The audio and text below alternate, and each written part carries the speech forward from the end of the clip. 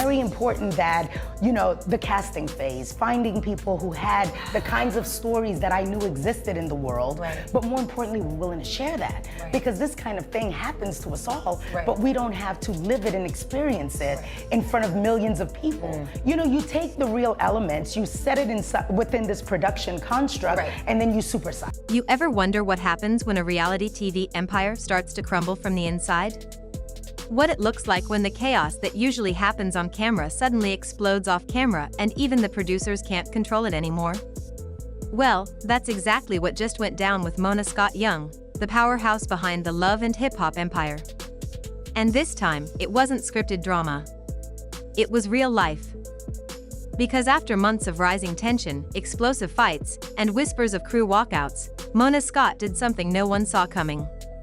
She fired multiple cast members without warning, without explanation, and right after a full-blown police showdown on set.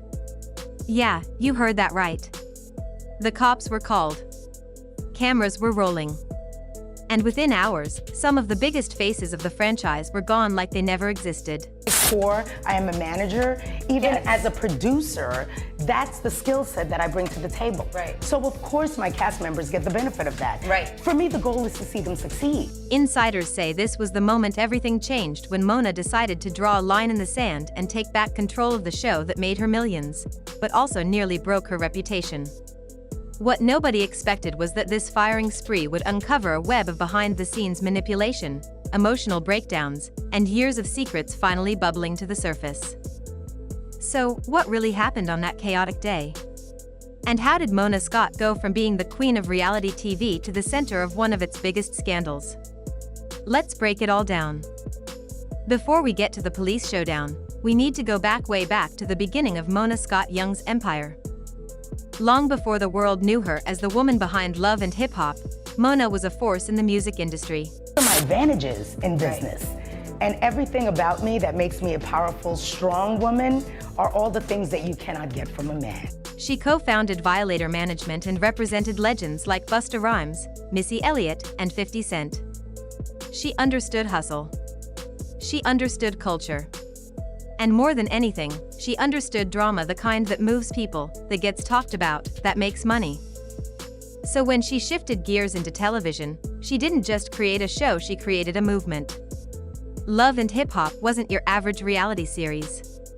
It gave a voice to artists, dreamers, and strugglers who were usually ignored by mainstream Hollywood. It was raw, unpredictable, and emotional. Mona found gold in chaos. She knew that real emotion, heartbreak, betrayal, jealousy would pull viewers in deeper than any script ever could. And for years, that formula worked.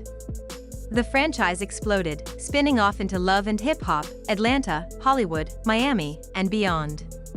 Every city brought its own kind of storm and fans couldn't get enough. Want to, when I lay down and take that final breath, know that I have exhausted every ounce of potential that, was bestowed on me. But behind all the lights, behind the staged dinners and explosive reunions, something darker was growing. Cast members started complaining that producers were pushing too far. That storylines were twisted for ratings. That trauma was being turned into entertainment. And as the years went on, the lines between real and fake blurred until no one, not even Mona, could tell where the performance ended and real pain began. Still, Mona kept control. She was known as the calm in the chaos. But insiders say that lately, that control was slipping. Reports began to leak about cast members refusing to film together. Fights breaking out during confessionals. And producers begging security to step in. One insider described the set as a war zone in wigs and makeup. By the time the cameras rolled for the latest season, everyone felt that something was about to snap. I think that's important, that we continue to educate, we continue to talk about that, because it's easy for it to just be, a celebration in the way that Christmas became less about, Christ and more about presents. It happened in Atlanta. According to multiple sources, filming had already been tense for weeks. There were arguments about screen time, complaints about pay, and ongoing feuds spilling into real life. Then one afternoon, during what was supposed to be a simple confrontation scene, everything went left. Two cast members, both known for their fiery tempers, got into it. What started as words turned into shouting. Then, in seconds, it turned physical. Drinks flew. Chairs moved. Crew members tried to intervene, but it was too late. One person reportedly threatened another off camera, and someone called 911. When police arrived, they found chaos. Security was holding people back, producers were screaming to cut the cameras, and cast members were crying. Some were shaking. Others were furious. It was a scene no one could have predicted, but it wasn't the first time things had gotten violent. Only this time, the footage wasn't something Mona could spin into good television. It was evidence. Within hours, Mona was on the phone with network executives.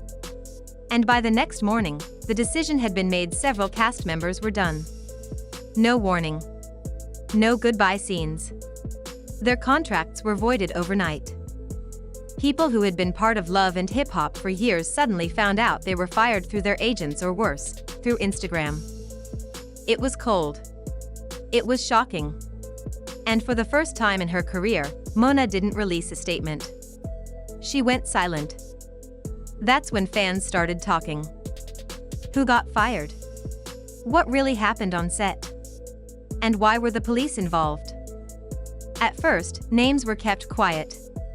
But soon, leaks began to surface. One of the fired cast members took to social media with a cryptic post: "They used me for ratings, then threw me away when things got too real." Another posted, "Imagine giving years of your life to a show that edits your pain for entertainment and they still act like you're the problem." The comments exploded. Fans started demanding answers. And old cast members like Masika Kalisha, Hazel E., and Jocelyn Hernandez began chiming in, each sharing their own stories of how Mona's shows had pushed them to their breaking points. Masika once said love and hip-hop was emotional terrorism. She claimed producers would deliberately pit women against each other and film them in their worst moments even when they begged for privacy. Hazel E. said she was forced to film with people she had restraining orders against. Jocelyn said they wanted her to be wild, and when she refused, they turned on her. Now, with this latest firing, everything they'd said suddenly sounded like proof. But here's the twist: insiders say Mona didn't fire them just out of anger. She was protecting the brand. Because behind the scenes, there were whispers of lawsuits. Crew members threatening to quit. And sponsors raising red flags. VH1 was reportedly panicking. The network had already been under pressure for years to clean up its image. They couldn't afford another headline about violence or unsafe working conditions. So Mona made a choice. Cut ties. Fast. Quietly.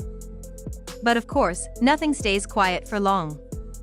Not long after the firing, documents began circulating online, leaked text messages between producers and cast members. In them, producers were allegedly encouraging people to bring heat to scenes, telling them to go off, and warning that boring energy gets cut from the episode. There were also claims that the crew intentionally delayed mental health resources, knowing that emotional breakdowns made better TV. Some messages showed producers setting up surprise confrontations, exes walking in unannounced, secrets revealed on camera, people caught completely off guard. It wasn't just manipulation. It was psychological warfare. Fans were stunned. And when they connected those claims to the police call in Atlanta, everything suddenly made sense. This wasn't just a fight, it was the breaking point of years of emotional pressure. And just when the storm was at its peak, sponsors started pulling out. Brands like Fashion Nova and SRA reportedly paused their partnerships with the franchise. Network meetings went silent. Production froze. Mona's empire, which had once felt untouchable, was now hanging by a thread. Eventually, Mona broke her silence. In a carefully worded Instagram post, she wrote, "I've always believed in telling authentic stories that reflect our community, our struggles, our resilience, our truth. My mission has never changed." But fans weren't impressed. The comments section lit up in minutes. One person wrote, "You didn't tell stories, you sold trauma." Another said, "You made millions off pain, now it's catching up to you." Even longtime fans started to admit they had mixed feelings. They loved the entertainment, but they also knew deep down some of those moments they laughed at were real people's breakdowns. That's when rumors began swirling that Mona might be stepping back entirely. Some insiders said she hadn't been attending recent production meetings. Others claimed she was quietly cutting deals with streaming platforms to launch something new, something more controlled and less chaotic. One source close to the situation said, "Mona's tired. She wants to tell stories that still have edge, but not at the cost of people's sanity." But not everyone's buying that.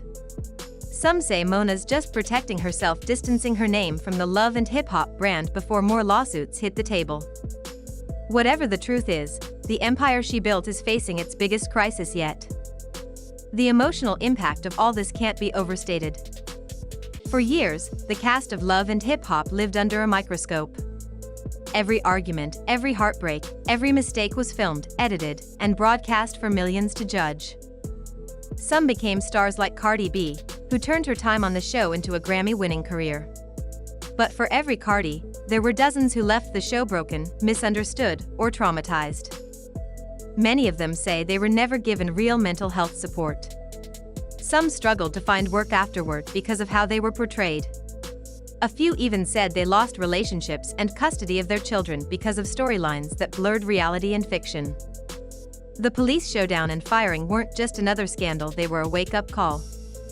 It forced people to ask, how far is too far for entertainment? At what point does capturing real drama become exploiting pain? And what responsibility does someone like Mona Scott have when the cameras stop rolling but the damage remains? Even people inside the industry are starting to speak out.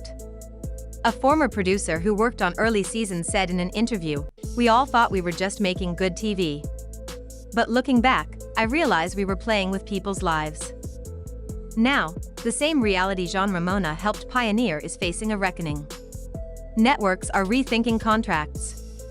Cast members are demanding mental health clauses. And fans are more aware than ever of how much manipulation goes into reality. In the end, Mona Scott's story is one of power, ambition, and consequence. She built something no one else could, a franchise that defined a generation of reality television and changed how the world saw hip-hop culture. She gave opportunities to people who had been ignored, and she made millions doing it. But in chasing bigger ratings and bolder moments, the line between storytelling and exploitation disappeared. And when that line vanished, so did the trust.